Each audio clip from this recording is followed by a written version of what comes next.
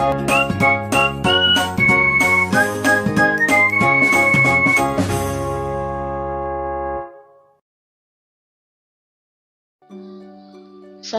semua, apa khabar? Kita berjumpa lagi dalam mata pelajaran sains tahun 3, unit 7 ketumpatan.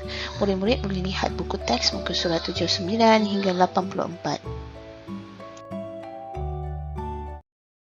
Okey murid-murid, objektif pembelajaran kita hari ini ialah kita ingin melihat objek ataupun bahan yang tumpat atau kurang tumpat daripada air. Apa itu lebih tumpat? Apa itu kurang tumpat? Jom kita belajar bersama-sama. Cikgu percaya awak semua pernah belajar sebelum ini dan pernah dengar perkataan tenggelam dan juga timbul. Tenggelam maksudnya objek itu berada di dalam air. Kita tak nampak. Tetapi timbul pula maksudnya objek itu kita boleh nampak kelihatan di atas air.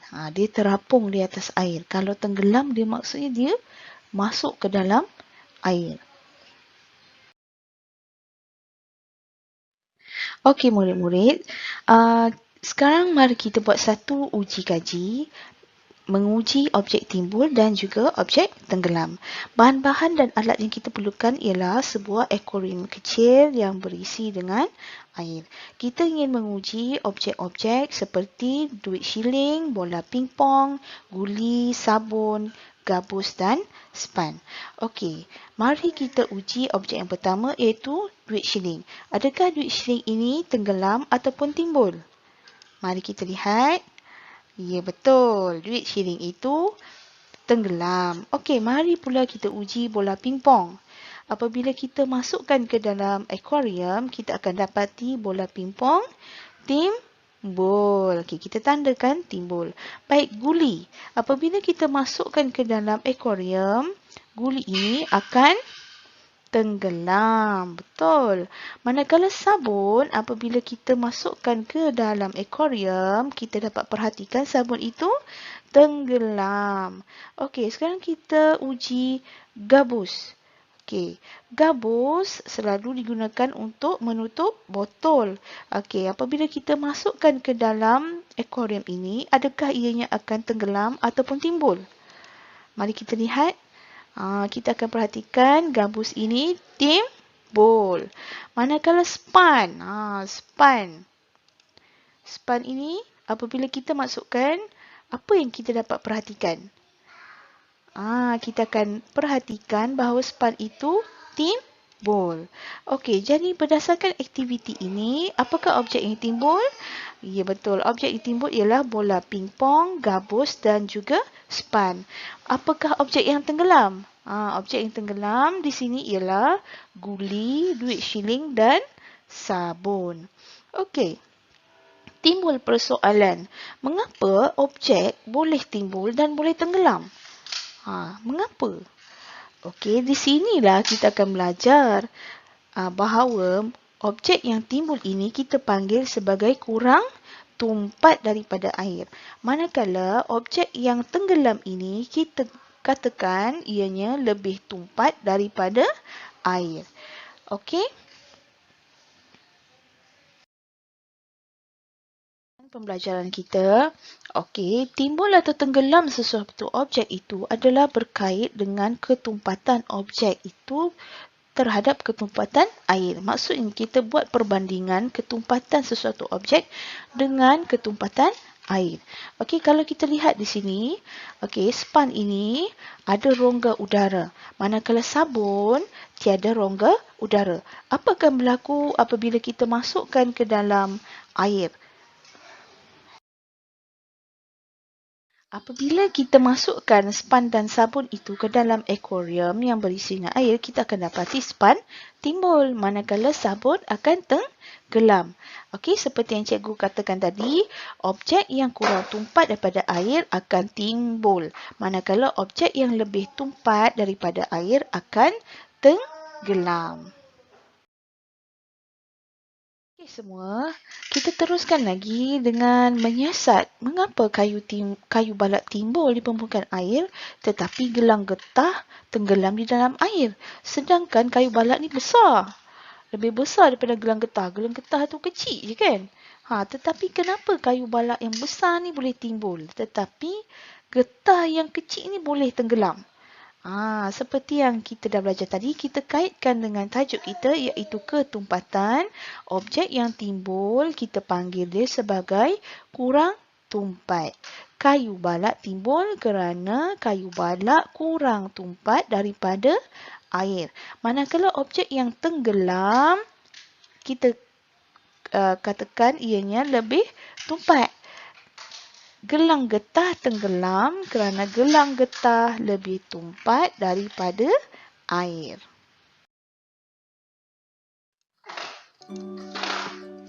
Okey semua, mari kita teruskan dengan membuat latihan yang ada di dalam buku aktiviti.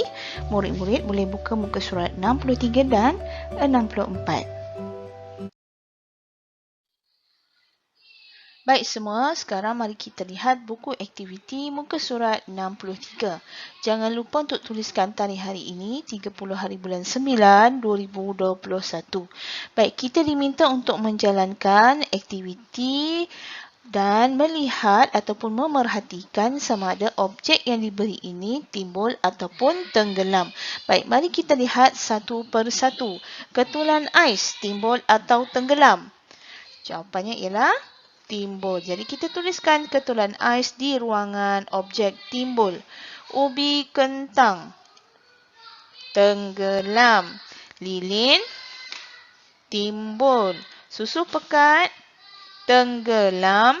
Gunting tenggelam. Skru tenggelam. Kayu aiskrim timbul. Pensel timbul. Buah lemon timbul. Klip kertas tenggelam. Bola pingpong timbul. Dan kunci tenggelam. Jadi, soalan kedua, mengapakah objek boleh timbul dan tenggelam? Betul, jawapannya ialah kerana ketumpatan sesuatu objek berbeza daripada air. Baik, soalan yang ketiga, berikan satu contoh objek lain yang timbul dan objek yang tenggelam.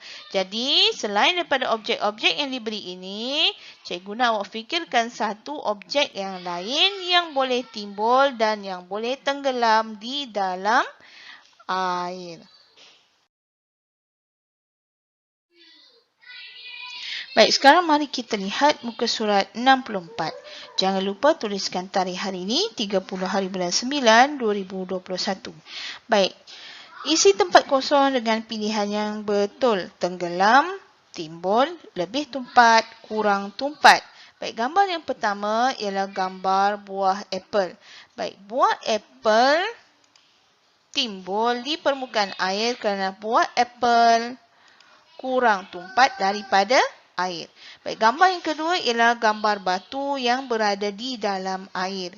Batu tenggelam dalam air kerana batu lebih tumpat daripada air.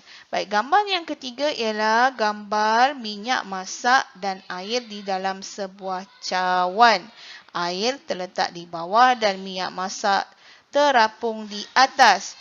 Jadi, minyak masak timbul di permukaan air kerana minyak masak kurang tumpat daripada air. Baik semua, itu sahaja pelajaran kita pada hari ini. Cikgu harap murid-murid dapat sesuatu daripada pelajaran kita pada hari ini.